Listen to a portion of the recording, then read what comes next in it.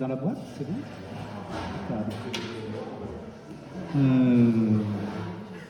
Mesdames, Messieurs, donc n'hésitez pas. Pour ceux qui sont encore debout, prenez un café, un croissant et installez-vous parce que le principe, c'est bien le principe du petit déjeuner littéraire. Donc c'est de prendre son petit déjeuner et de rencontrer une auteure. Ou on dit auteur, autrice, tout est bon, une écrivaine, voilà. Tout est bon. Donc ce qu'on m'a fait la remarque hier. Ouais, écrivaine, j'aime pas trop. Auteur, c'est bien. Ah, autrice, c'est moche. On est d'accord. Écrivain, c'est... Le neutre me va. Le neutre te va. Voilà, d'accord. Donc j'ai le plaisir d'accueillir ce matin Clara Arnaud pour un très beau livre publié chez Actes Sud qui s'appelle « Et vous passerez comme des vents fous ». Voilà, c'est un très beau livre.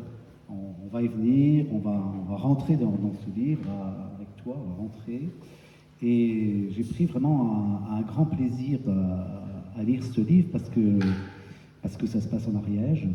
Parce que j'en parlais, je connais un peu l'Ariège, mais d'il y a 30 ans, j'avais visité un peu les communautés en Ariège il y a 30 ans, et je vois en discutant que ça perdure et que ça perdure, mais que ça a changé, mais que visiblement il y a toujours autant de solidarité dans ces vallées. Et donc je reçois Clara Arnaud pour ce beau roman qui se déroule donc dans les montagnes pyrénéennes, où survivent encore les traditions de l'estive, déplacements saisonniers des troupeaux de vin rendus plus périlleux par la réintroduction de l'ours. Au cours d'une estive assombrie par les attaques d'une ours, Gaspard, un berger, et Alma, éthologue spécialisé dans l'étude des ursidés, interrogent notre rapport à la sauvagerie et la place de l'homme au sein de la nature. C'est ce qui illustre aussi à sa manière un jeune montreur d'ours parti tenter sa chance aux États-Unis il y a plus d'un siècle. Alors voilà, un roman qui entremêle deux histoires, qui entremêle habilement deux histoires, deux intrigues, et aussi deux destins d'ours. Un à la fin du 19e, puis un plus contemporain. Voilà. Alors on est tout de suite plongé dans ce livre, on est tout de suite plongé, je dirais, parce que la question, ça va être la question du sauvage quand même, mais on est tout de suite plongé dès les premières pages, on est tout de suite plongé dans la terre, on est tout de suite plongé, tout de suite en contact avec l'ours, avec les petits, avec l'humus, avec les odeurs, avec la lumière, avec la caverne, avec la peur, avec cet aspect sauvage de la nature qu'on peut très bien ressentir quand on est isolé tout seul dans la nature, quelquefois quand on marche en montagne et tout. Et donc on a tout de suite cette entrée. Alors comment c'est volontaire? Comment s'est construite cette entrée? Voilà. Bonjour. Alors la première scène du roman, elle s'ouvre sur une scène où donc on est dans l'histoire de ce jeune montreur d'ours qui va capturer un ourson dans une tanière, ce qui était une pratique. Donc il y a eu des montreurs d'ours en Ariège entre les années 1860 et la Première Guerre mondiale. Toute une génération d'hommes qui sont partis d'à peine 2-3 vallées et qui, en binôme avec des ours qui avaient été domestiqués, éduqués, dressés, on peut le dire comme on veut, partaient dans le Piémont, à travers la France et parfois jusqu'aux États-Unis, jusqu'en Amérique latine. Il y a des qui sont allés jusqu'en Tasmanie, voilà. Avec des carnets de saltimbanque, et ils partaient mener cette vie de saltimbanque, pour gagner leur vie, et puis c'était des artistes, et on les appelait les ours dansants. Donc, cette histoire m'a fascinée, et ce qui m'a fascinée, c'était tout le rapport au sauvage et à l'ours qu'il y avait aussi derrière, et notamment cette coexistence entre un homme et un animal sauvage, qui évidemment est faite de brutalité, et qui commence par la capture. Parce que ces oursons, il y avait deux options pour les obtenir. Soit on tuait les mères, puisque jusqu'en 64, la chasse à l'ours a été autorisée en France. Et à l'époque, donc à la fin du 19e siècle, les ours, on les tuait et on utilisait absolument tout. On consommait du steak d'ours, on utilisait la graisse, les peaux, enfin bref, les dents. bon, on gâchait rien, c'était comme le cochon, mais en tout cas, l'ours était considéré comme un nuisible et incomestible. Et il a été chassé jusqu'à ce qu'il en reste plus que 5 dans les Pyrénées. Et donc soit on tuait la mère, on gardait les petits au lieu de les exécuter parce que ça valait pas grand-chose, on les allaitait, on les éduquait, soit on allait carrément les capturer. Donc il fallait identifier la tanière, ce qui quand même sous-entend une connaissance assez fine du milieu, parce qu'identifier une tanière d'ours, trouver le moment où l'ours sort. Et moi, quand on m'a raconté que j'ai lu des témoignages, des archives de ces jeunes gars, donc on imagine un adolescent qui a un corps fin qui rentre dans une tanière. Oui, il faut quand et même je me suis oser, dit, quoi. enfin c'est fou, et puis ça m'intéressait de commencer le texte vraiment dans le ventre de la montagne, parce que tout le texte, on va peut-être en parler, mais l'idée c'était vraiment de raconter la montagne comme un écosystème et pas comme un paysage. Donc, si on commence dans la terre, on est dans le substrat même du paysage qui est le sol. Et puis il y avait aussi quelque chose, comme je voulais aussi beaucoup raconter l'humanité à travers les corps des personnages. Bon bah là, comme il est en aveugle dans une tanière, il est ramené à des sensations physiques, aux odeurs, à tâtonner, à rentrer comme un animal dans cette tanière et à ressentir ce qu'est la tanière pour l'ours. Donc, et en même temps, il arrache cet ourson à la tanière, ce qui est quelque chose d'une immense violence, parce que la tanière, moi, telle que je l'ai comprise, des naturalistes, c'est comme une seconde gestation. Enfin, les oursons naissent, mais quand ils naissent, ils sont glabres, c'est comme des chiots, vous voyez, ils sont aveugles. C'est 600 grammes, c'est ça, je crois. Ouais, ça fait 100 grammes, si on les met dehors, ils meurent, quoi. Donc en fait, ils restent un moment en tanière, sous la mer, ils sont plus dans le ventre de la mer, mais ils sont dans le ventre de la terre. Et le moment où ils sortent, c'est une deuxième naissance. Donc j'avais aussi envie de raconter à quel point cette capture était une brutalité. Et en même temps, le côté très humain de l'ours. Parce qu'on voit tout de suite dans ces captures cette histoire de regard entre les deux oursons, le choix qui est fait. Et ça me faisait penser un petit peu à... Parce qu'on a déjà eu un petit déjeuner littéraire sur l'ours. On a accueilli Joss Roman sur la peau de l'ours, sur ce fameux livre où, avec toutes ces histoires qui traînent sur les ours, le mélange de l'ours et de l'humain, des moitiés ours, des moitiés hommes, et où il y avait aussi ces histoires de montreurs d'ours. Voilà. Donc, alors aujourd'hui, à l'époque contemporaine, aujourd'hui, en Ariège, enfin dans les Pyrénées, c'est 71 ours, 80 ours, à peu près. Et donc, ça pose des problèmes par rapport à l'estive, par rapport justement ça pose des problèmes par rapport au fait qu'on continue à avoir des bergers qui amènent des troupeaux en aptitude pour paître durant l'été, mais maintenant, l'ours est de nouveau là. Et donc, ça pose tout un tas de problèmes. En particulier, et c'est dit dans le livre, en particulier à un moment où il est dit que les bergers avaient pris l'habitude de laisser vaquer les troupeaux, c'est-à-dire de les monter, et puis en fin de compte de les laisser, vous allez les voir une fois par semaine, quoi. Et que il y a tout un écosystème qui change et qui fait que il faut reprendre en compte cette position de l'ours, cette animalité-là. En fait, oui, ce qui s'est passé dans les Pyrénées, et ce qui est dur aujourd'hui, on peut dire qu'il y a un vrai conflit de l'ours. En tout cas, c'est un sujet qui est conflictuel, qui est polarisant. Peut-être pas pour tout le monde, mais pour une minorité de gens, et voire qui pose des conflits assez brutaux et violents. C'est qu'il y a eu vraiment un désapprentissage. L'ours n'avait pas totalement disparu, mais enfin il en restait 5 à l'échelle de la chaîne des Pyrénées, donc autant dire qu'ils étaient invisibles.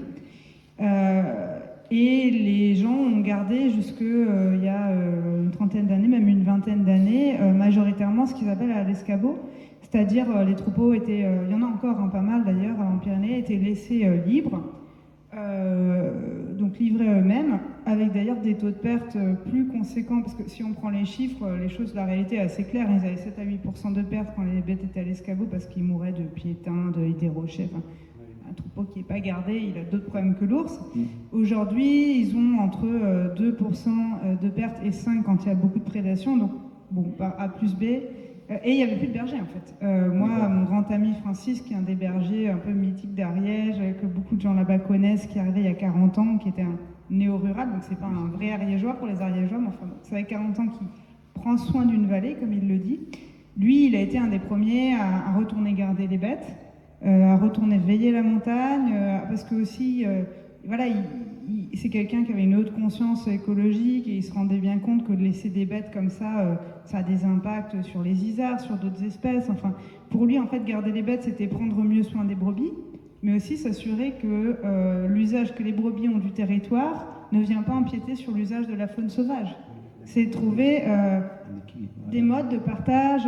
Par exemple, je ne vais pas emmener mes brebis pâturer là parce qu'il y a beaucoup d'isards qui mettent bas. Les brebis transmettent des maladies aux isards. Elles sont d'ailleurs, c'est pour ça qu'ils ont été quasiment décimés récemment dans les Pyrénées. Ils ont chopé, je ne sais plus quel virus qui vient des brebis. Ou alors, je ne vais pas les laisser aller brouter cette herbe magnifique au pied de cette falaise parce que là, il y a des Ticodroméchlètes qui sont ces petits oiseaux papillons magnifiques qui sont gris au-dessus, roses en dessous, on dirait des oiseaux tropicaux, c'est absolument merveilleux et qui vivent comme ça, qui nichent dans les falaises. Et donc ça les dérange si mes brebis vont là. Donc vous voyez, il avait ce rapport-là. Donc ça a été un des premiers à retourner garder, avec des patous à l'époque, patous, qui originellement c'est ce qu'on appelle des bergers des Pyrénées, mais qui n'existaient plus que dans les Alpes.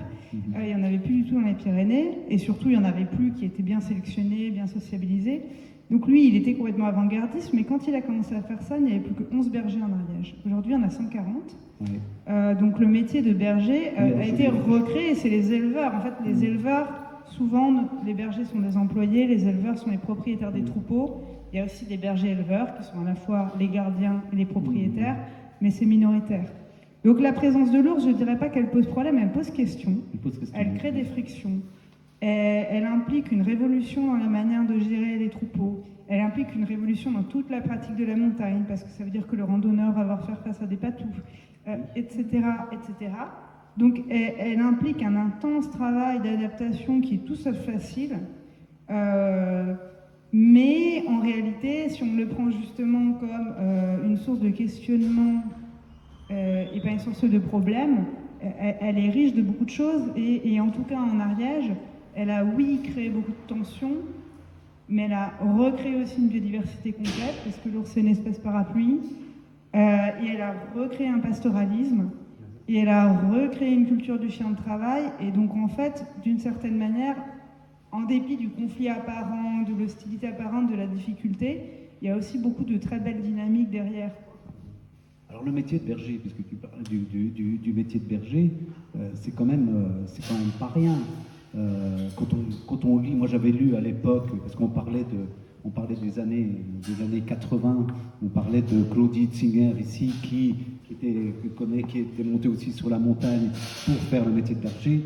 Et à l'époque, moi j'avais lu, parce que ça m'intéressait beaucoup, ces questions-là étaient très présentes à la fin des années 70 et début des années 80, et j'avais lu le manuel du berger, parce qu'on voulait tous être bergers, donc on aurait quand même lire le manuel du berger, et je retrouve ça aussi quand tu en parles.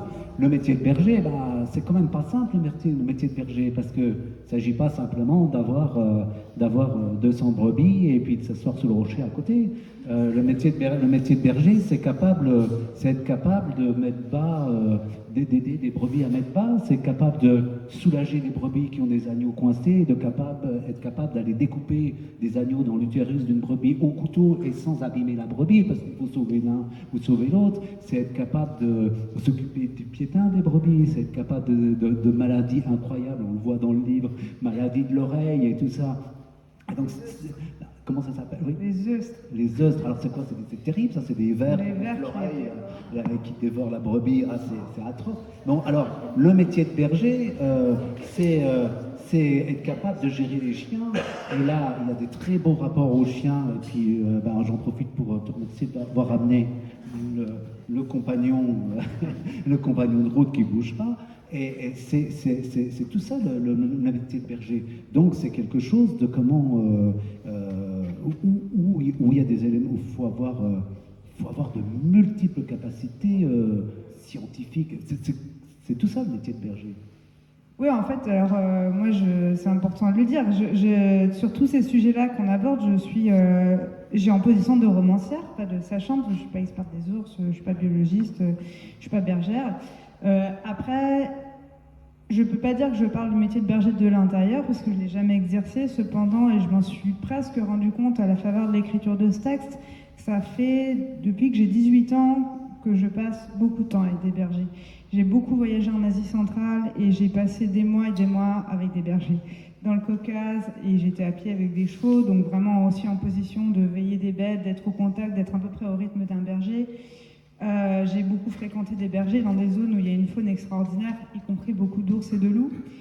Je les ai fréquentés dans les Alpes, dans les Pyrénées, etc.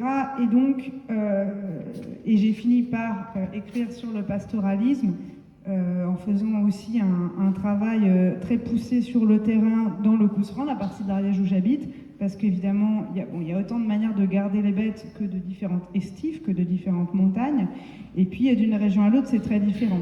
En Ariège, il y a quand même un petit peu une situation homogène où ce sont des brebis pour la viande et pas pour le lait. 2, c'est des montagnes particulièrement difficiles pour les bergers parce que c'est pas forcément les plus hautes de France, mais il y a une très forte déclivité et il y a énormément de forêts et les pentes sont très très raides.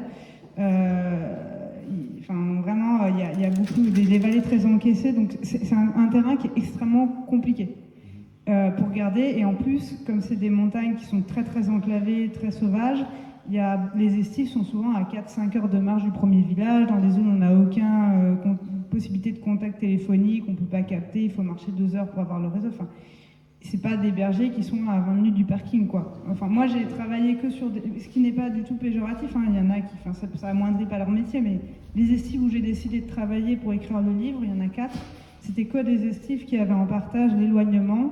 Du coup, aussi, c'est des zones à ours, parce que les ours s'amusent pas à être dans les endroits où il y a trop d'humains.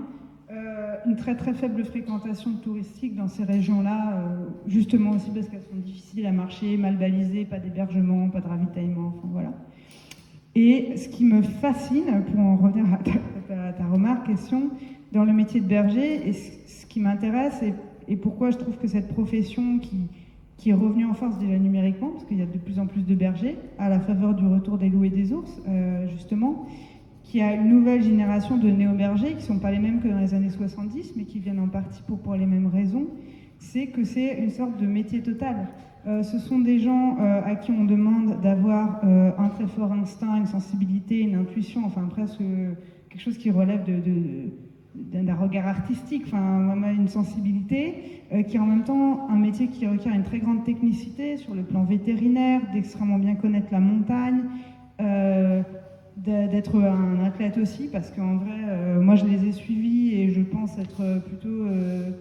je suis sportive, je passe beaucoup de temps en montagne, etc. Mais je peux vous dire que j'ai certaines copines bergères, notamment, à la fin de la journée, je peux plus mettre un pied devant l'autre. Et puis en plus, c'est comme en bateau sur l'écart, ils font des nuits à la saison, là en juin, où les journées sont la plus longues, comme ils s'adaptent au rythme des brebis. On se couche à minuit, on se lève à 4 heures, on redort l'après-midi, on fait 3 bouts de nuit, quoi. Mais donc c'est du sommeil fragmentaire. Enfin, ça demande vraiment, si on veut le pratiquer dans le respect donc des territoires, des connaissances de la faune, de la flore exceptionnelle. Enfin, et ce sont des gens par ailleurs qui, je trouve, sont à la fois dans ce qu'on pourrait imaginer être une marginalité. Voilà, ils vont pas capter le téléphone, ils sont loin de tout, ils sont pas soumis au rythme d'une vie de bureau, etc. Ils vivent avec les bêtes. Et en même temps, ils sont en première ligne de tous les enjeux contemporains qui, à mon sens, sont les plus brûlants. La question de l'eau. L'an dernier, quand j'ai écrit ce texte, on a eu une sécheresse terrible dans les Pyrénées qui a impacté absolument tout le monde, y compris en Ariège, qui est la région la plus arrosée. Ça a été horrifique réellement. Une région qui n'avait jamais manqué d'eau, qui est connue pour sa pluviométrie, et où tout d'un coup, il n'y avait plus d'eau. En première ligne de la question de la pollution des sols, et même dans les lacs d'altitude, on a des contaminations. De la question de quel modèle agricole, parce qu'en fait ils sont quand même pris en tenaille entre les politiques de la PAC qui incitent leurs éleveurs à avoir des gros troupeaux, alors qu'aujourd'hui évidemment avec 3000 bêtes, comme ça se passe sur une estive qui s'appelle Pouille, où il y a 6 ours qui trafiquent par là, et c'est le plus gros cheptel des Pyrénées, ben en fait 3000 bêtes, les ours c'est trop facile pour eux d'aller taper dans le troupeau. À un moment donné, alors ils ont augmenté les moyens de protection, ça va mieux, mais c'est juste des trop grands troupeaux qui ne sont pas compatibles avec la coexistence avec des prédateurs. Ils sont en première ligne aussi la question du réchauffement climatique qui impacte durement. On parlait de la sécheresse, mais ça prend d'autres formes. Là, cette année, ça a été le contraire en Pyrénées. Il y a eu une année d'humidité assez excessive. Donc maintenant, on n'est que sur des phénomènes extrêmes, quoi. Soit il ne pleut pas du tout, soit c'est 3 mois de flotte et avec les problématiques de pieds éteints qui sont des champignons, des bactéries anaérobies qui se mettent dans les sabots et qui bouffent les pieds de l'intérieur. Donc voilà, et ça me fascinait parce que du coup, c'est une profession, je trouve, qui embrasse un peu tout le rapport au vivant, de l'aspect le plus scientifique, technique, à l'aspect le plus poétique et presque mystique, parce qu'il ne faut pas oublier que souvent, quand on prend la montagne, comme on prend la mer, qu'on est berger, c'est aussi pour des raisons de reconnexion avec la montagne, tout ça. Et c'est ça que j'avais envie de raconter en dressant un portrait d'un berger d'aujourd'hui. Oui, alors vous parlez du berger d'aujourd'hui parce que c'est le principal personnage, c'est Gaspard, mais il y a ce berger qui lui transmet, et c'est Jean, et je crois que là aussi des choses ont changé, mais je trouve que Jean, on le voit nettement moins que Gaspard, mais Jean, il est quand même porteur de toute une tradition, et vous parliez des élevages. Jean, lui, il n'a pas 300 brebis. Lui, il en a peut-être une centaine.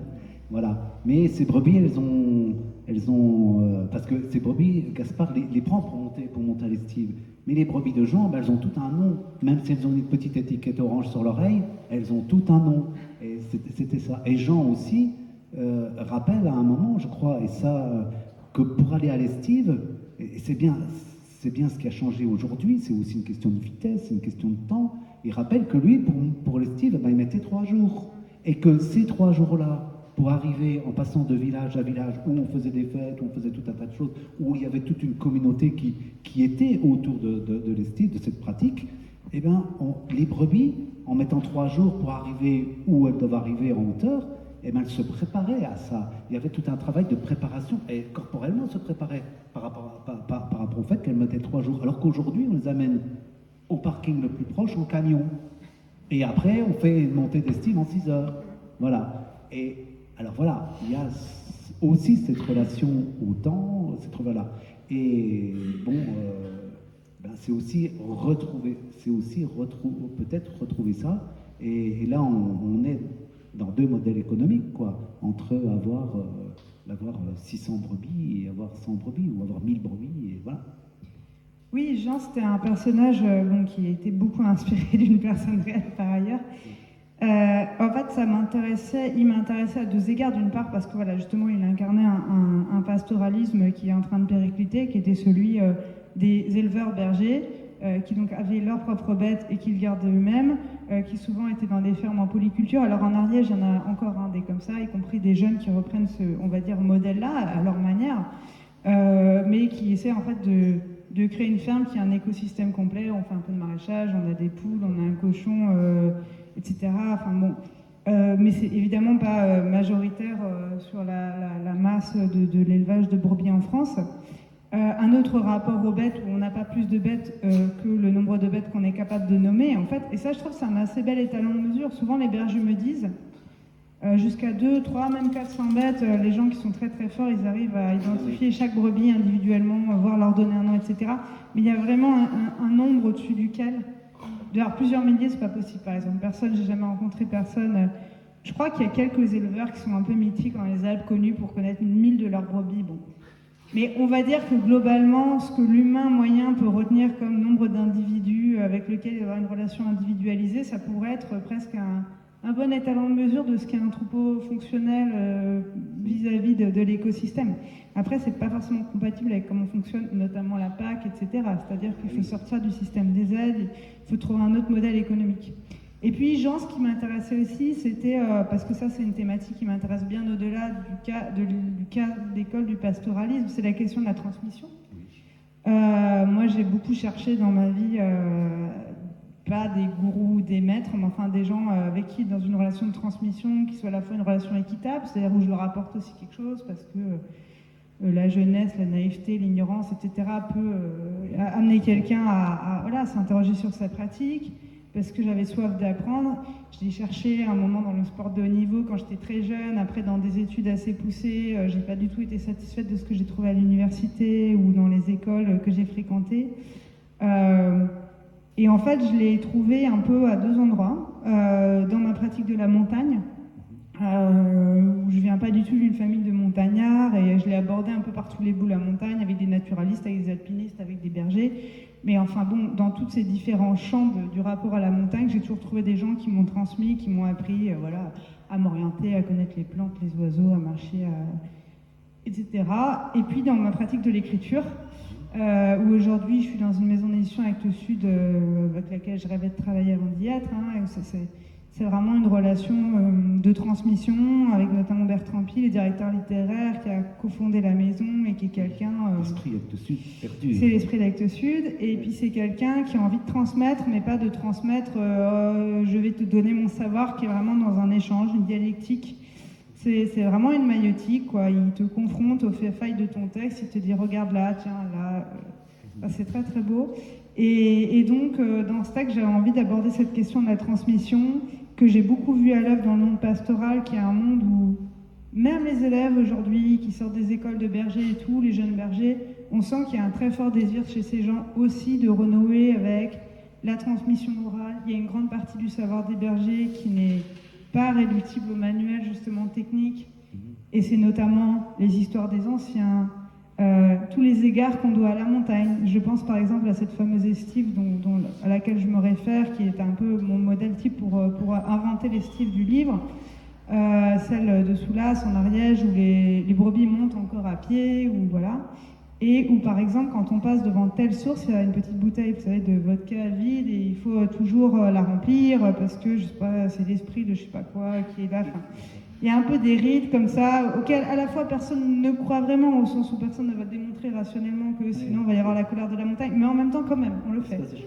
Alors oui, mais alors sur cette transmission, cette histoire de transmission, je suis pas ok, d'accord, mais quand même, Alma, là, elle va aller, il y a un bistrot, c'est bien, il y a un bistrot, on va en parler tout à l'heure au niveau du village, mais on lui fait bien comprendre, dans ce bistrot, et à Gaspard aussi, on leur fait bien comprendre que bon, si t'as pas 3 générations au cimetière, t'es quand même pas du coin, quoi. Et que donc la transmission, voilà. Alors ça, c'est tout un paradoxe sur la question de l'appartenance. Moi, ça me fait rire parce que je viens d'une famille où chaque génération a déménagé 6 fois et personne n'est propriétaire de rien, à part moi maintenant d'une petite maison en Ariège. Et j'ai vécu sur 3 continents, enfin même 4. Donc en fait, quand on me demande d'où je viens, je suis très en peine de répondre. Vous voulez dire quoi? Où je suis née, où j'ai grandi, où j'ai étudié, où j'ai vécu, où je me sens bien? En fait, c'est nulle part, partout. Du coup, cette question m'interpelle beaucoup parce qu'en même temps, je vois bien qu'il y a des gens qui, évidemment, ont un autre rapport, parce que si effectivement ça fait 6 générations que vous vivez dans la même maison, il y a autre chose. Donc, je dis pas qu'il y a une... Mais du coup, ce qui est intéressant en Ariège, c'est que c'est un territoire qui avait été vraiment abandonné. Il y a encore aujourd'hui, bien qu'il ait été un peu repeuplé, il y a 20 fois moins d'habitants qu'il y a un siècle, donc c'est quand même un siècle et demi, donc c'est quand même fou. Moi, je suis dans une vallée où 80% des maisons, enfin dans un hameau où 80% des maisons sont vides, à demi en ruine. Et d'ailleurs, c'est très beau parce que c'est complètement recolonisé par les bêtes. Les cerfs viennent bramer dans le jardin de mes voisins. Il y a des blaireaux, des renards. Enfin, c'est très habité. Mais on n'est pas beaucoup d'humains. On est 3 à l'année. Puis il y en a qui passent, qui vont, qui viennent. Et puis il y a des chiens, il y a des ânes, il y a des brebis, il y a des chèvres, des chevaux. Enfin, on n'est jamais seul, quoi. Et en fait, du coup, il y a eu 1000 générations de néo-ruraux, depuis les hippies, et puis d'autres, et puis ceux des années 80, et puis ceux de ma génération, et puis ceux qui sont arrivés encore après. Et à la fois, il y a toujours les gens, comme en fait cette phrase-là de 3 générations, c'est une voisine, Françoise, qui m'avait dit ça, qu'un ton un peu abrupt, en me demandant d'attacher mon chien, alors qu'en fait, elle en a rien à faire. Mais bon, c'était une manière de marquer son territoire la première fois. Et puis en fait, on se rend compte qu'à la fois les gens ont ce côté-là, et en même temps, il y a une réelle ouverture, mais l'intégration ou l'acceptation ou se fond dans le paysage, elle passe pas par revendiquer je suis ici depuis tant, ou ceci ou cela. En fait, ça se fait à la pratique, c'est-à-dire moi, Françoise, elle m'a vu au bout d'un moment aller chercher de bois, machin, couper mon bois, me trimballer en montagne par tous les temps avec mes vieilles chaussures, mon chien, ceci, cela, et puis rentrer de la transhumance où j'ai filé des coups de main. et connaître les bergers. Et puis maintenant, quand je débarque, parce que je suis beaucoup en déplacement là, avec le livre, ah Clara, elle m'a vu me baigner dans la rivière en avril, quand l'eau est à 3 degrés, etc. Et en fait, c'est comme ça qu'on s'intègre au paysage. C'est en arrivant à bas bruit. Moi, j'ai eu cette habitude parce que j'ai beaucoup vécu à l'étranger. Quand on arrive au Congo ou au Honduras, si on arrive en vociférant et en sachant tout sur tout, ça se passe pas bien, quoi. Oui. Donc on arrive, on observe, on essaye de comprendre, on apprend la langue s'il y a une nouvelle langue. Si c'est pas une question de langue, on apprend les codes. Et puis j'ai fait pareil en Ariège. Et en fait, ça se passe bien et que certains considèrent qu'il faut y avoir 3 générations dans la tombe, comme c'est le cas de certains vieux du café qui disent ça à mes personnages. Mais en même temps, personne n'est dupe. Et les nouveaux venus, une fois qu'ils ont entre guillemets fait leurs preuves, ils sont assez bien intégrés. Alors justement, donc le café, ce fameux lieu, quand même, ce fameux lieu où tout le monde passe, où c'est vraiment un lieu de transmission, et où Alma, l'éthologue, passe aussi. Alors elle va pas être intégrée facilement. D'ailleurs, sa profession pose déjà problème, quoi. Pose déjà problème parce que cette histoire de l'ours, on en parle pas. Il y a des pratiques, oui, il est là. Bon, il y en a qui veulent faire la peau de l'ours, quoi, le régler son compte. Bon, on sait pas. Il y a plein de choses qui se passent dans ce café, c'est un peu comme ça.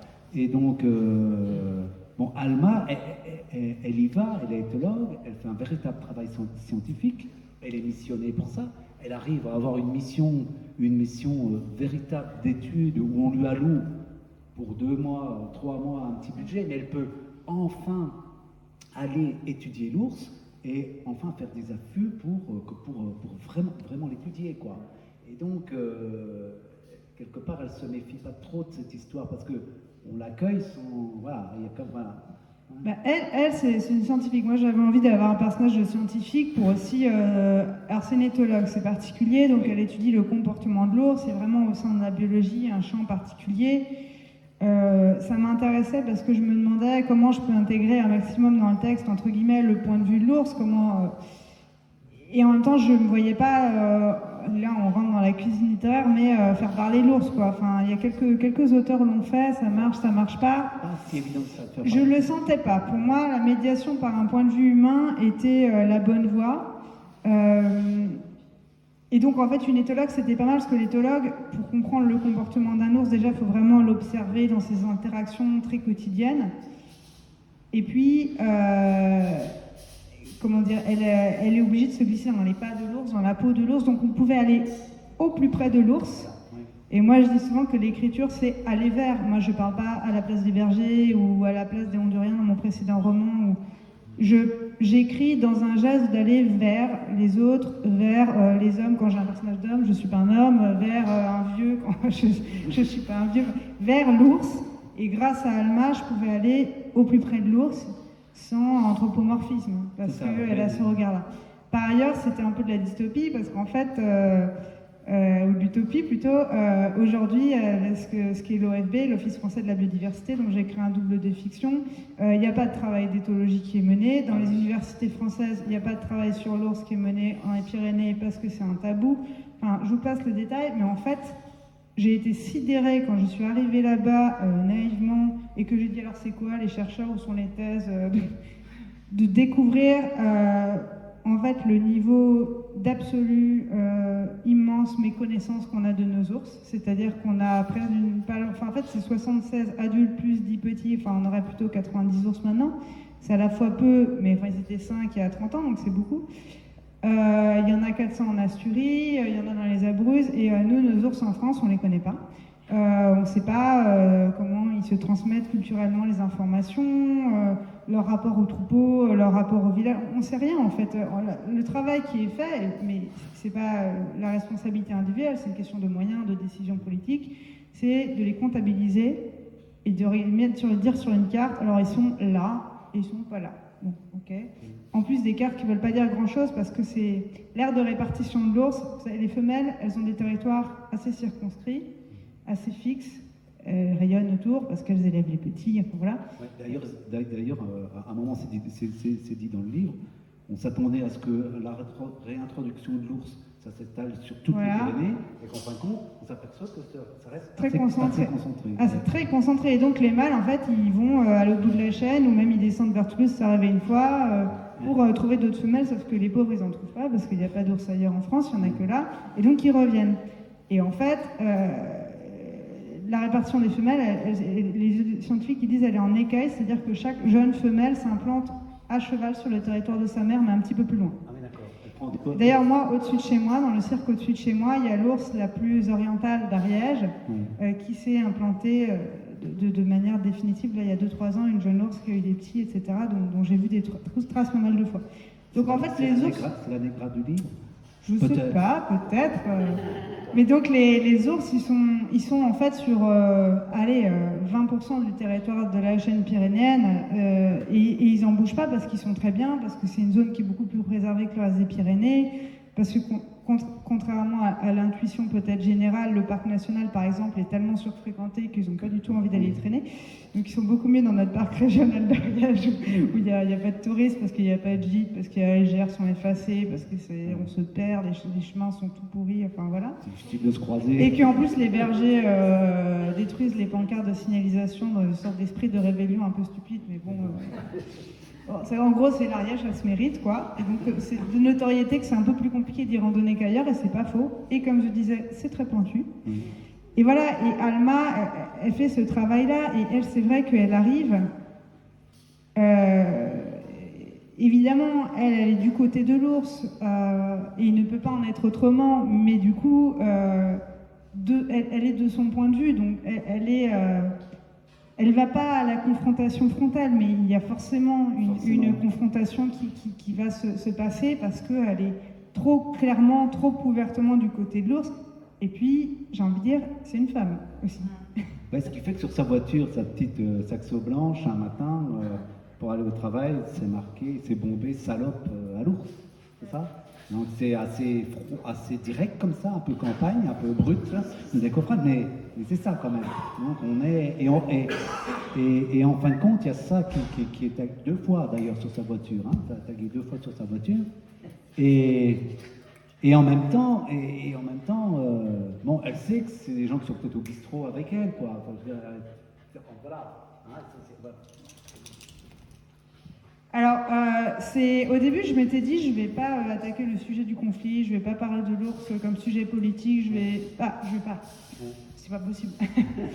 C'est rentré dans le livre malgré moi, parce qu'à force de rencontrer des gens à qui c'était arrivé les séquences de menaces de mort, les voitures, les pneus crevés, et qui m'ont rappelé de manière criante ce que j'avais pu observer en Amérique latine, de terrorisme contre les défenseurs de l'environnement, de terreur, sauf que bon, en Amérique latine, ça s'achève souvent par des meurtres, c'est pas du tout le cas dans les Pyrénées, donc on va pas comparer la magnitude, mais le processus d'ostracisation, de menaces et tout est un peu le même. Et donc ça a fini par rentrer dans le livre, parce que tout simplement j'ai rencontré trop de gens qui l'ont vécu, qui l'ont éprouvé. Et qu'à un moment j'avais quand même besoin, à partir du moment du travail que je faisais, s'il était romanesque, était quand même aussi très documentaire, de montrer à quel exact niveau de brutalité et d'adversité on se trouvait, quoi, pour les gens qui ont l'outrecuidance, pas forcément de défendre l'ours, mais en tout cas de dire et peut-être qu'on pourrait coopérer, et si, voilà. Donc j'avais besoin, et puis le fait d'avoir choisi un personnage de scientifique qui soit une femme, c'était pas anecdotique. Déjà, ça me permettait d'avoir un personnage de femme, voilà, qui sort d'un certain nombre de clichés du féminin, parce que c'est une scientifique, c'est une femme de terrain, c'est quelqu'un d'assez puissant. Oui, qui était déjà allé en Alaska, enfin, voilà. qui n'est pas une toute jeune éthologue, qui a quand même de la bouteille dans le métier, quoi. Enfin, je veux dire, qui a du savoir, qui a déjà eu beaucoup d'expérience, quoi. Et exactement, qui a de la bouteille, et puis c'est quelqu'un, oui, qui est du côté d'une forme de puissance, et j'avais envie d'avoir un personnage féminin de ce gabarit-là, mais sans édulcorer ce que c'est d'être une femme dans un monde d'hommes. Ça a beaucoup été mon cas dans d'autres expériences professionnelles, dans la coopération en Afrique, dans la diplomatie, où j'étais beaucoup dans des milieux très très masculins, et j'en ai pas du tout été une victime. Enfin, néanmoins, c'est quand même une donnée avec laquelle on doit composer, et on se construit parfois en disant non mais c'est pas un sujet, et en fait on se construit et on se rend bien compte qu'on est quand même sommé d'être 2 fois plus vigilant, on est sommé de faire attention à soi, on est sommé d'être irréprochable professionnellement, et qu'en fait c'est presque inconscient, mais moi, enfin, je sais pas, je vais vous donner un exemple. Quand je travaillais en République démocratique du Congo, donc dans des milieux très très masculins, où il n'y a que des militaires, des vieilles barbouzes de gens qui travaillent dans la sécurité privée, des humanitaires, enfin tout ce milieu-là, 95% d'hommes, bah, si j'allais à une soirée où tout le monde picole, jamais de la vie je vais rentrer dans un état d'ivresse, pas juste parce que j'ai pas envie d'avoir mal à la tête le lendemain, mais parce que c'est une question de sécurité physique en fait. Mais c'était dans mon inconscient, je me le suis même pas dit, je me suis rendu compte à la fin que j'avais des... Bon, ça m'a évité de devenir alcoolique aussi, parce que dans ces milieux-là... mais j'avais développé des garde-fous, et on est obligé en fait. Et ça veut dire que tous les hommes sont des prédateurs, hein, c'est pas tout ce que je dis, mais enfin n'empêche, quand on est dans des environnements comme ça, en plus brutaux, elle c'est pas le cas, mais elle est dans des environnements scientifiques qui restent très masculins, où les autorités, les référents sont à 95% masculines, et donc c'est supérieur même sans être de terribles machos, etc. Même inconsciemment, c'est une femme, elle est plus jeune. En plus, ça fait de la biologie comportementale, de l'éthologie, qui est considérée un peu comme marginale, comme moins scientifique. Parce que quelque part, il ne supporte pas son engagement par rapport à ça. Parce que, est-ce que j'ai retrouvé dans cette femme, dans Alma, quand elle va faire ses affûts, justement, puisqu'on parlait de Claudie Hitzinger, son dernier livre qui s'appelait Les Grands Cerfs, elle parle beaucoup des affûts dans Les Grands Cerfs. Et j'ai retrouvé ça chez Alma aussi. C'est-à-dire que à un moment, elle est complètement dans une forme de nudité dans cette montagne, à attendre l'ours, à attendre pouvoir seulement la voir avec ses petits, prendre quelques notes, l'affût. Et je crois que tu le dis à un moment, je crois que c'est une belle phrase, à un moment tu dis que l'affût fait qu'on relie la montagne différemment. C'est-à-dire que cette position-là fait qu'on établit tout de suite un autre rapport à la montagne. Et, voilà. Ouais. Oui, bah elle... Et ces chefs l'ont pas forcément. Eux, ils sont quand même un peu distanciés, comme ça. Ils disent, bon, écoute, oui, c'est bien ton truc un peu éthologue, machin, on te donne un peu de sous pour faire ton truc, mais quand même, va pas trop loin, quoi. Là, tu as dépassé les bornes, et puis, t'es quand même pas là pour nous donner des leçons. Mais c'est son engagement qui supporte pas. C'est-à-dire que elle considère que c'est pas parce qu'à un moment elle va mettre de la fight, elle va mettre de l'engagement, elle va mettre de l'émotion, que ça met en péril sa scientificité. Et elle a face à elle des gens qui sont plus des gens de bureau, même s'ils ont fait du terrain ainsi dans leur vie, qui sont un peu derrière le paravent des chiffres, des statistiques, ce que je vous disais tout à l'heure, de la manière traditionnelle de faire le suivi des espèces, qui est on croise les aires de répartition et le nombre d'individus, et point barre, il y en a tant, ils sont là, ils sont allés là, ils sont allés là. Et puis en fait, on ne sait rien d'eux, quoi. On ne sait rien de leurs individualités, de leur comportement, encore une fois, des interactions fines sur le terrain entre l'ours, les chiens, les brebis. Il y a des premiers travaux là qui sont en cours, qui débutent, mais voilà. Et elle, donc, c'est un peu révolutionnaire ce qu'elle fait quelque part. Et notamment, son travail, effectivement, passe beaucoup par l'affût. Alors moi, je suis quelqu'un d'extrêmement impatient, et j'ai passé beaucoup de temps à voyager à pied en avançant à toute berzingue. Et j'avais évidemment des moments de contemplation. J'étais notamment beaucoup avec des chevaux, donc je m'arrêtais, je les regardais brouter, etc. Mais pour moi, ça fait 15 ans que j'apprends à ralentir, quoi. Et on pourrait se dire que comme j'ai beaucoup voyagé à pied, je savais aller lentement, mais en fait, j'allais quand même très vite, même en étant à pied.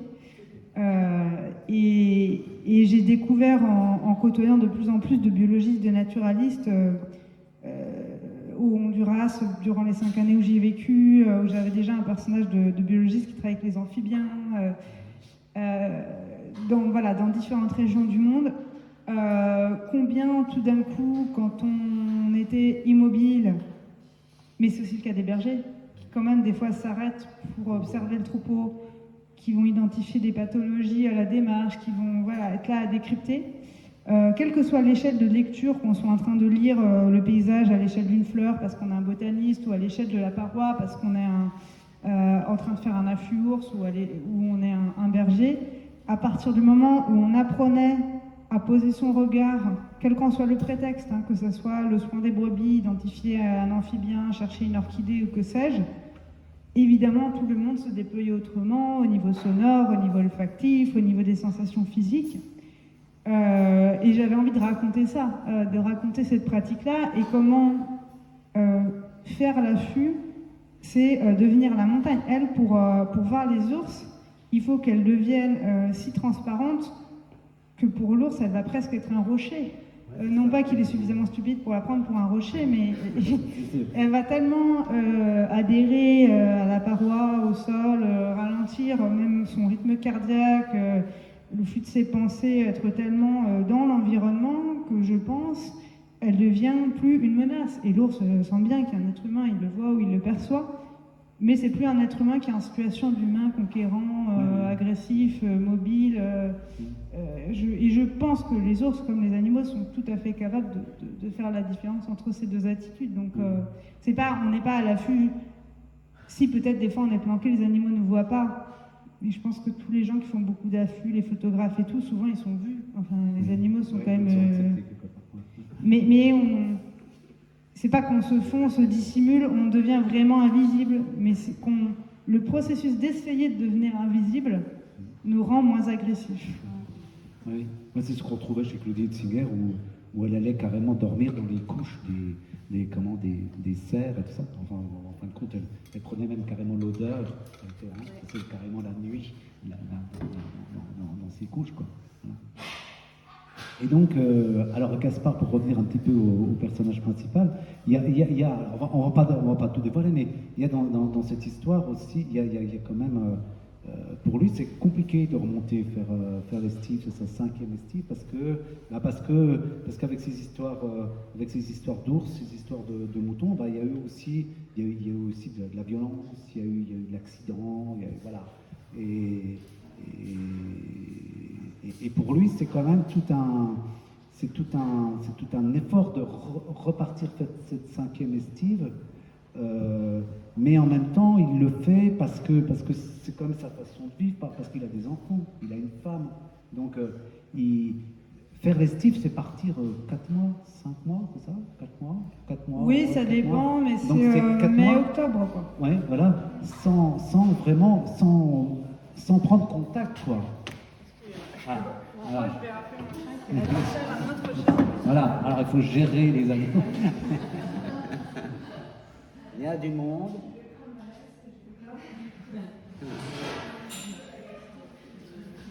Voilà, bon, comme quoi, on n'est jamais loin de l'animal, en fin de compte. Ça, c'est l'animal, voilà. Il va venir avec nous. Il y avait du monde, c'était intéressant. Je pense qu'il a eu un coup de foudre. Et un coup de foudre, voilà. En même temps, voilà, je l'ai vu, là, il est un peu casse-pied depuis tout à l'heure, donc il va... Hein, voilà.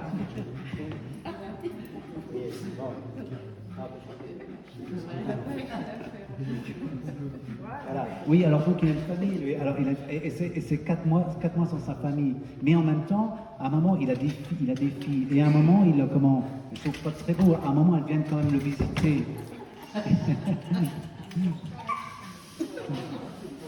C'est un coup de foudre. À un moment, elles viennent quand même le visiter. Elles montent quand même à l'estive. Elles vont passer une semaine. Ses filles et sa femme vont passer une semaine avec lui, quoi. Et donc,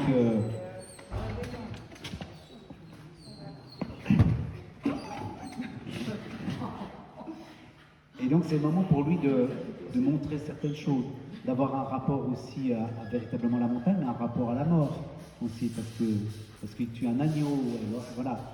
C'est toute cette histoire-là qui est, voilà. Alors, je reprends le fil, excusez-moi. Sur la question de la mort, c'est ça le sujet. Oui, qui est très présente. Elle est très présente, tout le temps. très présente. Voilà. Et ça, c'est autre chose qui m'intéressait beaucoup sur la figure des bergers. Et d'ailleurs des éthologues aussi. Enfin, c'est tous les gens qui travaillent sur et avec les animaux. C'est des gens qui sont de nouveau en contact avec le cycle du vivant, et y compris la mort, qui est quand même un peu la grande absente des vies urbaines dans le monde occidental. Et un berger, c'est quelqu'un qui doit être capable de mettre à mort des bêtes, d'assister à la mort des bêtes, à la naissance et à la mort, et tout fait partie d'un même cycle. C'est quelqu'un qui est confronté aussi à la mort des animaux sauvages, aux cadavres, à la putréfaction, jusqu'à la disparition complète avec les gypaètes barbus, qui sont les derniers fossoyeurs, qui sont les seuls rapaces qui se nourrissent exclusivement d'ossements. C'est assez fascinant, ils prennent les os, ils les soulèvent très haut, ils les éclatent contre les pierres et donc, et par ailleurs, ils sont aussi confrontés à la mort des humains, ces gens de la montagne, puisque tous les gens qui, comme moi, connaissent des alpinistes et des bergers, enfin, on connaît tous des gens qui ont des rochers, comme on dit pour les bêtes, qui sont tombés. Enfin, je veux dire, comme les marins, en fait, les gens qui fréquentent la haute montagne, en tout cas. Ce risque-là, il existe, le risque de la chute. La dernière fois que je suis montée à l'Estive, à Soulas, le voisin François était rentré d'une soirée arrosée en cabane et il me disait il est jamais rentré, en fait il est tombé, il a chuté, il est mort, un vieux berger, un vieux vacher, un vieux pâtre. Et les gens qui m'ont annoncé ça, c'était pas du tout qu'ils étaient indifférents, mais en tout cas la chute fait partie des possibles, fait partie de l'existence. Il y a ceux qu'on a perdus. L'Estive de Soulas où je vais beaucoup, il y a une jeune bergère qui est morte, qui m'a inspiré l'histoire, la tragédie dans le texte. Et à la fois c'est triste et en même temps ça fait partie de ce cycle auquel on se réincorpore quand on fréquente ces espaces-là. Un cycle du coup qu'on ne nie plus, un cycle du vivant, et je trouvais ça très très beau, et pour moi il était impossible d'écrire ce livre sans que la mort soit présente, et même très présente. Alors la mort elle est présente, alors elle est aussi très présente avec l'ours. L'ours, et alors moi j'ai appris des choses assez étonnantes, justement, ce contact de l'ours avec le troupeau, et on apprend dans ce livre que l'ours, la femelle, reste près du troupeau parce que le premier prédateur de ses petits, c'est l'ours mâle. Et quand tuant un ours, quand le mâle tue un ours qui n'est pas un de ses ours, il déclenche chez la femelle et déclenche chez la femelle une nouvelle ovulation et tout ça, ainsi de suite. Et que donc les mâles font des infanticides, voilà. Et que la seule façon de se protéger effectivement de la femelle ours, c'est de se rapprocher du troupeau, parce que près du troupeau, il y a les patous. Donc, il y a une espèce de zone comme ça, et en même temps, c'est très pratique parce qu'elle peut prélever, en fin de compte, une ou deux brebis de temps en temps pour sa nourriture. Donc, une espèce de limite, de frontière qui est là. Et moi, découvrir ce système, c'est un écosystème aussi, donc c'est quand même incroyable. Et là où la mort rôde aussi, en fait. Ouais, alors sur le thème de l'infanticide, justement, moi, ça m'a beaucoup interpellée. Donc tous les grands mammifères, notamment les grands prédateurs type lion, cette fois-là, on sait qu'il y a beaucoup de pratiques de l'infanticide. C'est quelque chose qui interpelle les chercheurs qui travaillent sur ces animaux-là, parce que c'est un peu déroutant. Et sur l'infanticide, d'ailleurs, j'étais assez touchée parce qu'il y a Rémi Marion, qui est un grand spécialiste de l'ours, qui a lu le texte, qui l'a aimé et qui m'a dit « Mais où est-ce que tu as trouvé ces informations sur l'infanticide ?» Parce qu'il a vu que le texte est quand même très documenté. Et en fait, j'ai pas ce postulat du rapprochement des troupeaux, parce que les infanticides, c'est une thèse d'une Française, pour vous dire à quel point c'est malheureux, le sujet de l'ours est trop polémique en France, on ne fait pas les terrains en France, mais elle a été faire sa thèse du coup en Laponie. Et elle a travaillé sur l'infanticide, elle a fait une thèse de biologie comportementale, donc c'est à peu près lisible par un non-scientifique comme moi. Enfin, il y a toute une partie, parce que la biologie comportementale c'est très narratif, quoi. Il raconte, alors c'est un peu rébarbatif, mais on raconte vraiment les comportements de l'ours. Et elle s'est rendue compte que quand il y avait... alors il y a deux choses, que d'une part, les mâles, donc effectivement les mâles tuent les petits de temps à autre, jamais les leurs. Et ça, on ne sait pas pourquoi. On ne sait pas si c'est parce qu'ils se souviennent des femelles qu'ils ont saillies et donc avec lesquelles ils ont potentiellement des petits et ne tuent jamais les petits d'aucune des femelles, ou si c'est parce qu'ils reconnaîtraient leurs petits à l'odeur. Ça, il n'y a pas de... Scientifiquement, on ne sait pas. Mais en tout cas, jamais, génétiquement, quand on fait des recoupements, c'est jamais leurs propres petits. Alors que bon, les mâles, ils sont pas là au moment de la naissance et ils peuvent engrosser plein de femelles différentes. Mais quand ils tuent des petits, c'est pour étendre leur empreinte, leur domination génétique sur un territoire, puisqu'ils vont aller saillir des nouvelles femelles. Parce que quand la femelle, elle perd ses petits, c'est terrible, mais ça lui déclenche des chaleurs, et donc elle est de nouveau fécondable. Et il y a un autre paramètre qui m'a beaucoup intéressé dans cette thèse, au-delà de mécanismes de l'infanticide qui est assez connu, et ça c'était assez innovant dans la thèse, c'était de se rendre compte qu'en fait les femelles, parce que cette fille a fait un travail très très fin, quand elles sont effectivement quand elles sont victimes des assauts des mâles ou qu'elles se sentent trop en risque, elles ont tendance à se rapprocher des humains, qui sont des menaces pour les ours, parce que du coup les mâles vont moins s'amuser à traîner autour des villages, des troupeaux et tout, et elles se planquent dans des zones pas trop loin des humains qui sont donc pas idéales pour les ours, mais où en même temps elles gèrent mieux le risque de l'humain qui finalement va moins de chances de les tuer peut-être que de l'ours mâle qui est vraiment en train d'essayer de s'en prendre aux petits. Et il y a une troisième information qui m'intéressait dans cette thèse beaucoup, c'était elle travaillait plus par rapport aux chasseurs, mais j'ai postulé que ça pouvait être le cas avec les effarouchements. Quand on procède à des tirs sonores pour effaroucher les ours, c'est que quand les ours on leur fait peur, que ce soit parce qu'il y a des chasseurs ou des effarouchements, un mâle qui est trop perturbé par des tirs d'effarouchement ou des réels tirs, il va changer de territoire, parce qu'au bout d'un moment, ça lui pourrit la vie. Et s'il change de territoire, il va tomber sur des femelles qu'il n'a pas encore engrossées, donc il va avoir tendance à plus agresser les petits.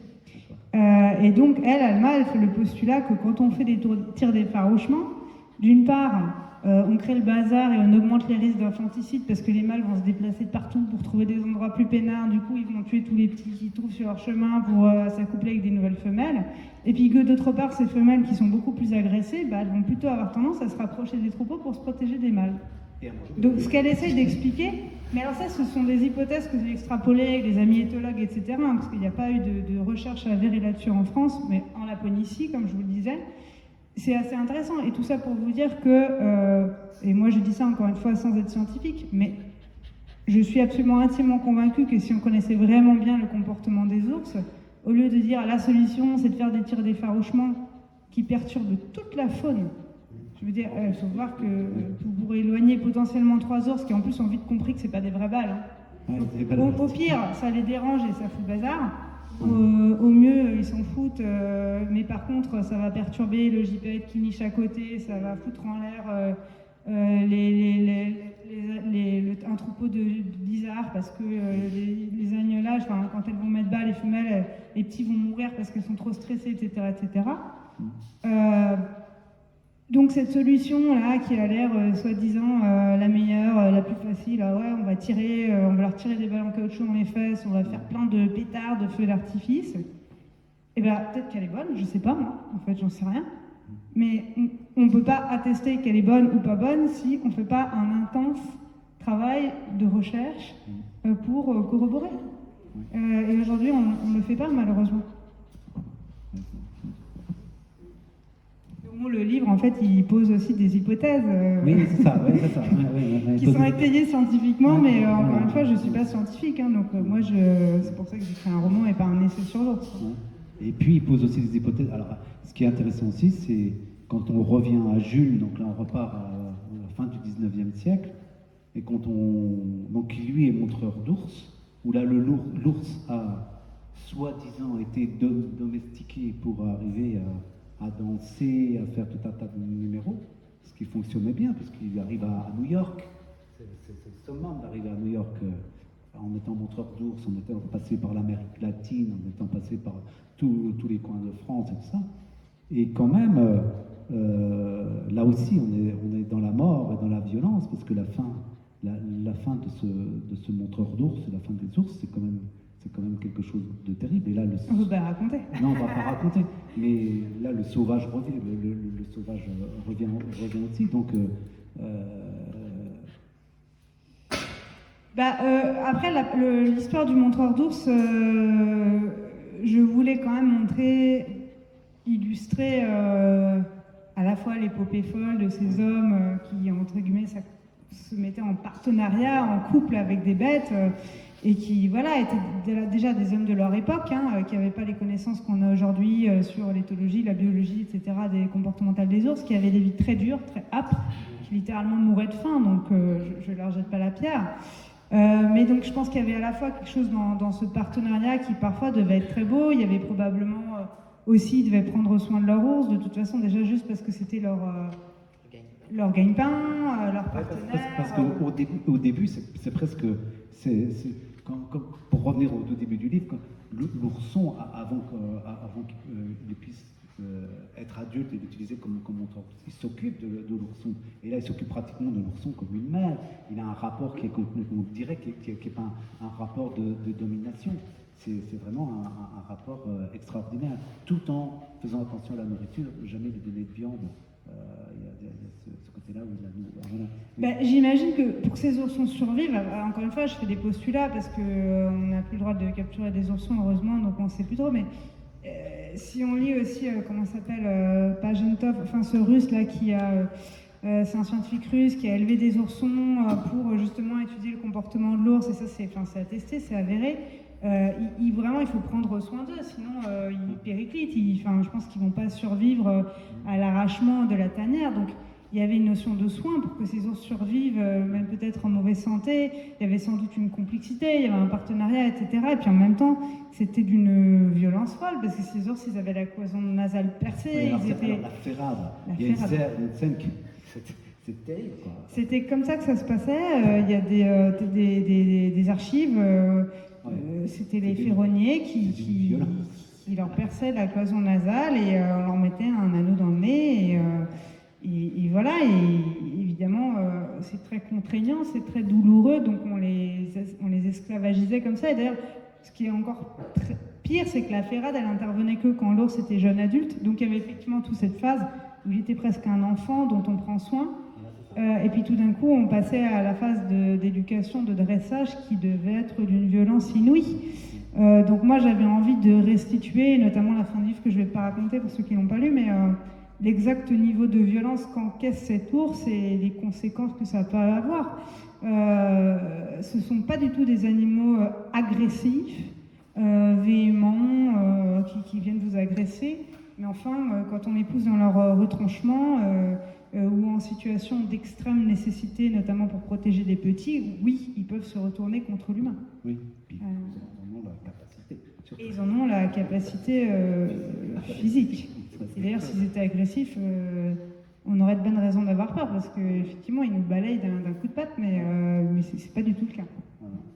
Alors, pour revenir un petit peu à l'écriture, peut-être un peu pour terminer peut-être un peu cet entretien, à un moment, je crois que vous dites, j'ai lu ça quelque part, je n'écris pas sur la montagne, j'écris depuis la montagne.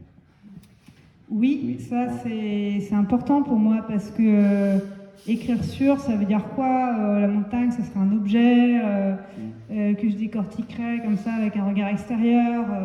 Non, j'écris depuis la montagne. Déjà, ça veut dire que littéralement, je passe beaucoup plus de temps dans les pentes, en godasse avec mes jumelles, sous la pluie, sous le soleil. À l'affût, avec des bergers, et puis finalement, quand vous passez beaucoup de temps avec des bergers, vous vous retrouvez vite avec un agneau autour du cou qui vous pisse dessus, une brebis en train de mourir avec une oreille pourrie sous le bras. On finit par donner des coups de main avec les chiens, etc.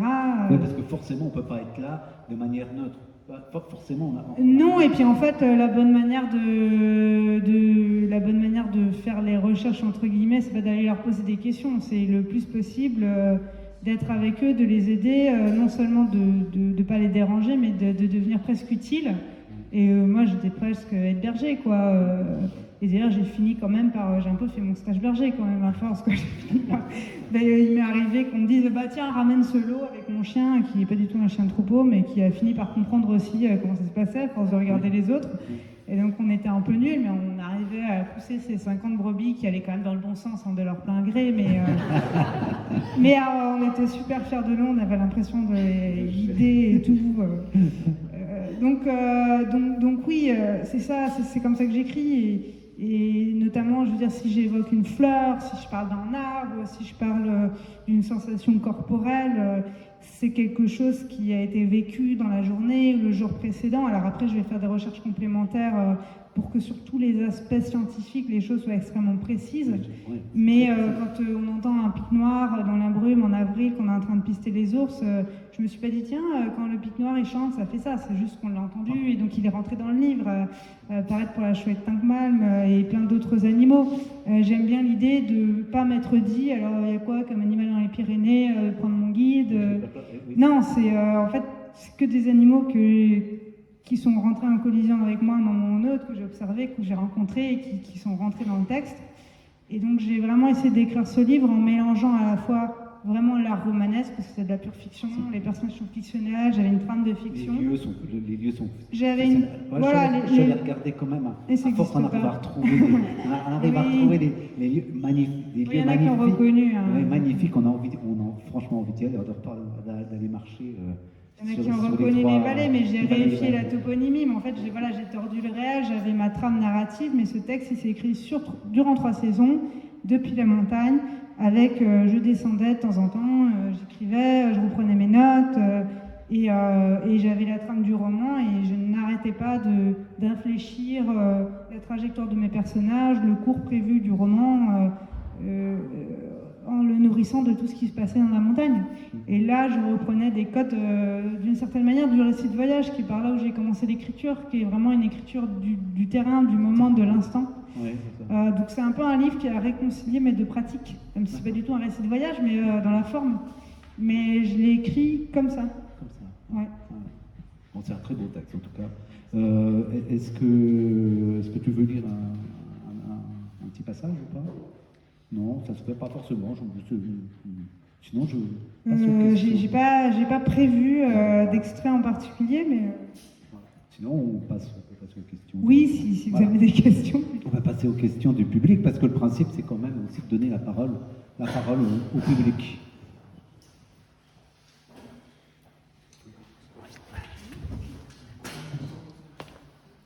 J'ai pas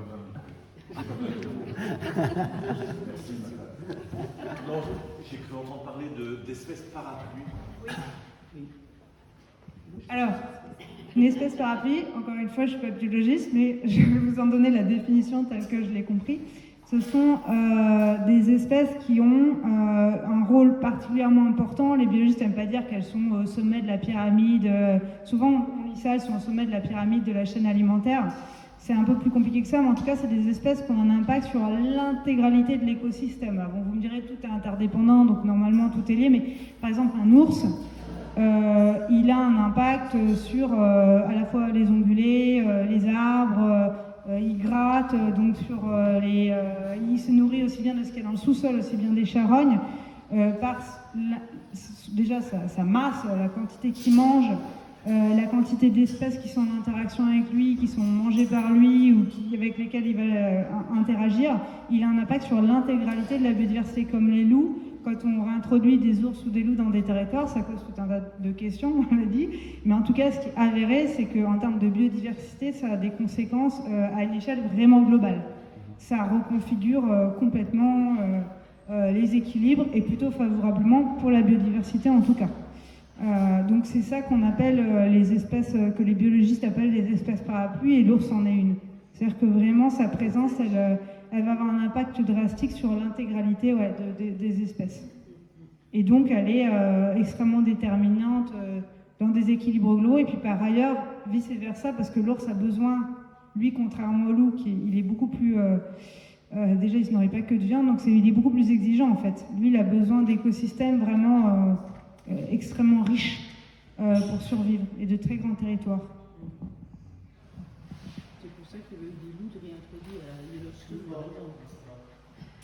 Oui, c'est pour ça qu'il y a eu des loups à Yellowstone. Oui. Par exemple, en fait, je sais que les loups, après, je n'ai pas du tout travaillé le sujet des loups, mais bon, j'ai lu des choses.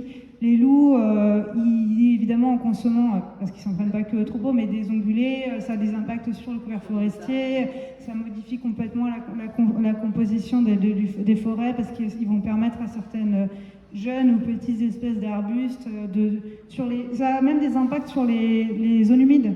parce qu'il y a des zones de berges dans lesquelles il y a tel type d'arbustes, je ne saurais pas vous dire quoi, qui poussent. Quand ils sont bouffés par les ongulés qui sont trop nombreux, il n'y en a plus, donc les zones humides ça sèche, etc. Donc on se rend compte que quand on a des loups, ça contribue au maintien des zones humides. Donc voilà, sans faire l'apologie ou la défense de cette faune-là, c'est prouvé par A plus B qu'en tout cas en termes de biodiversité, il n'y a pas photo. Ce qui veut dire qu'encore une fois que la cohabitation est facile ou évidente. Moi vraiment, je ne dis pas ça. Après, l'ours, il est plus facile à vivre que le loup. C'est un bon voisin, quoi. C'est un bon voisin. Bah, nous, on avait les lynx. On était une région de réintroduction du lynx. Et on a eu affaire aussi à ces histoires de chasseurs, tout ça, parce que faut oublier que les chasseurs avaient quand même réussi sur les fameux lynx auxquels on avait mis des colliers pour pouvoir connaître un petit peu leur déplacement dans le massif, avaient quand même réussi à se mettre sur les fréquences pour pouvoir les attendre au coin du bois. Donc voilà, après on a réintroduit sans collier, tout ça. Mais comme quoi, chaque réintroduction pose, entre guillemets, un certain nombre de problèmes. Parce que ça change notre comportement, notre rapport au vivant, notre rapport au sauvage, quoi. Oui, il y a des gens qui... il y a aussi une guerre de l'ours. Il y a 3 ours sur 70 qui ont été tués en 3 ans. C'est pas anecdotique, par balle, volontairement, et pas dans les cas de défense légitime. Il y en a un qui a été tué en ours, clairement. En juin, c'était clairement la chasse à l'ours. On a autopsié un grand mâle qui est mort il y a quelques années. Les scientifiques, pour des fins scientifiques, quoi, pour voir un petit peu, en fait, il se nourrit de quoi, comment il était, dans quel état physique, il voulait avoir plein de données, donc ce corps était une opportunité d'avoir des données, et ils se sont rendus compte qu'il avait je ne sais pas combien de plomb dans le corps. C'est-à-dire que pour un ours tué, il y en a combien qui ont pris des balles qui les ont pas tués. Donc si les ours sont toujours diurnes dans les Pyrénées, parce qu'en vrai ils aiment bien se balader le jour aussi, c'est parce que ils se méfient beaucoup des humains. En Asturie, quand vous allez en Espagne, ça se passe beaucoup mieux. Les ours, c'est facile de les voir en journée. Ils se planquent pas, ils sont en train de manger des myrtilles sur la paroi en face, ils viennent pas vous voir. Mais dans les Pyrénées, ça n'arrive jamais pratiquement. Parce que je pense qu'il y a encore suffisamment de tirs, y compris de balles perdues, ou qui ne les tuent pas, non létales. Évidemment, ils ne sont pas très nombreux, les ours, ils communiquent entre eux, l'information elle circule, enfin je veux dire, ils le savent. Donc voilà, ouais. Voilà, on va peut-être s'arrêter là. En tout cas, comment ?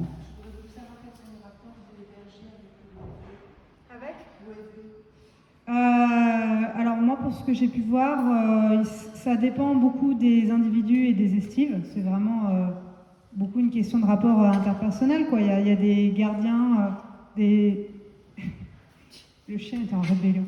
Il y a des gardes qui arrivent à avoir des bons rapports, qui sont cordiaux. Il y a des bergers.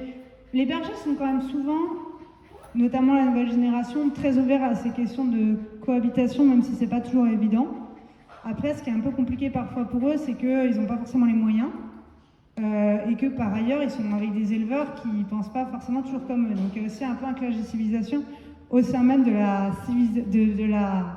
monde pastoral entre certains éleveurs, les bergers qui travaillent pour eux. Enfin, moi, j'ai vu donc souvent, c'est plus entre les éleveurs et l'OFB que c'est compliqué parce qu'il y a beaucoup d'éleveurs qui sont encore un peu de la génération, ou en tout cas du bord de ceux qui ne veulent pas entendre parler de ce sujet-là et qui considèrent qu'on leur a imposé ça. Et c'est vrai que la manière dont la réintroduction a été faite a été inique, en prenant les gens pour des idiots, en les consultant pas. Enfin, il y a vraiment derrière une manière politique de réintroduire l'ours sans qu'il y ait de travail d'éducation, sans qu'il y ait de travail de recherche autour. Ça a été mal fait, quoi, entre guillemets. Alors maintenant, ils sont là, je pense que la solution, c'est de cohabiter, mais n'empêche. Mais du coup, l'OFB, ça dépend. Après, sur le programme ours en Ariège, ils n'ont vraiment pas de moyens, en fait. Donc, ils reposent sur un réseau bénévole de 300 personnes qui sont formées, qui sont anonymes. J'ai réussi à travailler avec 3 d'entre eux. Normalement, ils n'ont pas le droit de se faire accompagner, mais comme j'écrivais un roman et que donc leur nom n'apparaîtrait pas et que donc la fiction était un peu un parapluie bien commode, j'ai pu un petit peu infiltrer l'OFB et ces réseaux-là. Notamment le directeur du réseau ours pyrénéen, j'ai beaucoup parlé avec lui sous couvert de ne pas le citer, enfin un des directeurs sous couvert de ne pas le citer, de jamais restituer sa parole telle qu'elle parce qu'il n'a pas le droit de me parler, ou alors il aurait fallu que je demande une autorisation de presse. Mais les relations OFB monde de l'élevage, elles sont pas trop mauvaises. Après, le problème, c'est qu'à partir du moment où ils sont condamnés un petit peu à ce que leur boulot, ça soit d'aller faire des constats pour qu'il y ait des indemnités, à la fois ça arrange les éleveurs d'avoir de l'argent et puis ça résout pas tout, quoi. Donc il y a des tensions, il y a de la coopération. Je ne saurais pas faire de généralité, mais ils se regardent quand même un peu en chien de faïence aussi. Ouais, c'est pas toujours évident. Une question. Quand on écrit sur des sujets comme la nature, les animaux, les paysages, on pourrait avoir peur peut-être ça pourrait devenir kitsch à un moment donné. Est-ce que c'est difficile pour vous d'éviter ce piège ou... En tout cas, c'était vraiment un écueil dans lequel je voulais pas tomber. Pour moi, il était hors de question de raconter la montagne comme une espèce de monde enchanté, paradisiaque, ni de carte postale, ni de refuge paradisiaque, ou le monde pastoral, ou les ours, d'en faire une description angélique. Et pour éviter cet écueil, je pense qu'il y avait plusieurs choses. D'une part, le côté de la documentation, le travail de documentation et la volonté de restituer de manière extrêmement fidèle, y compris les aspects les plus âpres, les plus durs, notamment du monde pastoral. Enfin, de raconter ce que c'est quand des œufs bouffent l'oreille d'une brebis, de raconter des scènes de soins qui ne sont pas des choses très jolies à voir, de raconter la mort, de vraiment raconter l'ours dans sa biologie et aussi voilà, de pas occulter la prédation, de pas occulter en fait les sujets qui fâchent, quoi, entre guillemets. Et donc d'essayer d'être au plus près de ce que moi je pense être la réalité de la montagne et que je vis pas du tout comme un milieu, comme un milieu idyllique de carte postale, quoi. De raconter aussi la boue, le mauvais temps. Donc, mais j'ai été extrêmement vigilante sur ça et j'espère avoir évité l'écueil. Sans non plus rentrer dans le cliché inverse qui est la montagne dévoratrice, l'ours qui rôde. Enfin, on a aussi ces représentations-là dans la littérature de la nature, des loups et des ours qui vont vous dévorer. Enfin, ça, j'avais pas du tout envie de nourrir non plus cette mythologie-là, quoi. J'ai pas envie de tomber dans de la littérature. À un moment, je crois que j'étais dans la littérature de Non. montagne aussi. Oui, ou dans de la littérature de montagne, avec une espèce de mystification de la cime, de glorification de l'effort physique. J'essaie vraiment de trouver une tierce voie, quoi. Et je pense qu'il y a la voie la voie documentaire, en fait. Parce que le livre, je pense qu'il est vraiment romanesque, mais à un endroit, il est très documentaire. Très documentaire. Ouais. Il y a les deux aspects et ça fonctionne très bien. Oui, le titre qui est très beau d'ailleurs, mais oui, comment il a été déterminé par quoi? Qu'est-ce que signifie? Alors le titre, c'est « Vous passerez comme des vents fous », c'est le dernier vers d'un poème arménien qui scande le texte, qui scande le début de chaque partie et qui est cité à la fin du livre. Et je suis très heureuse d'avoir choisi ce titre après de longs conciliabules, parce que déjà c'est un cadeau, c'est ce berger dont j'ai beaucoup parlé, ce vieux berger qui a inspiré le personnage de Jean, avec qui on s'échange beaucoup de livres et on s'écrit des lettres, manuscrits, et on s'est même remis des lettres par randonneurs interposés dans la montagne. Dès que je croisais quelqu'un qui allait passer chez lui à pied, que j'étais sur une autre vallée, j'écrivais des petits mots, on se recopiait des pages de ce qu'on était en train de lire, enfin c'était génial. Le téléphone arabe. Et un jour, il est venu, il m'avait recopié ce poème qu'il avait trouvé dans une anthologie de la poésie arménienne. Il l'avait recopié sur un petit bout de papier. Il m'a dit, ce poème, c'est pour toi. Ça m'a vraiment résonné fort avec ce que tu es en train d'écrire. Et donc, c'est un poème vraiment qui parle de la montagne, qui parle de notre insignifiance, qui est très bref, très beau, de 6 vers. Et en plus, c'est un poème arménien. Moi, je connais bien le Caucase. J'ai traversé l'Arménie à pied. Donc, c'était aussi une sorte d'hommage à ces montagnes-là. Et je trouvais que, à la fois, le texte, ce vers était poétique, qui racontait bien notre insignifiance face au vivant. Vous passerez comme des vents fous, voilà. Qui racontait bien la puissance de la montagne, et puis que c'était un bel hommage et à ce berger et au Caucase. Et votre livre, il est perçu comment en Allemagne?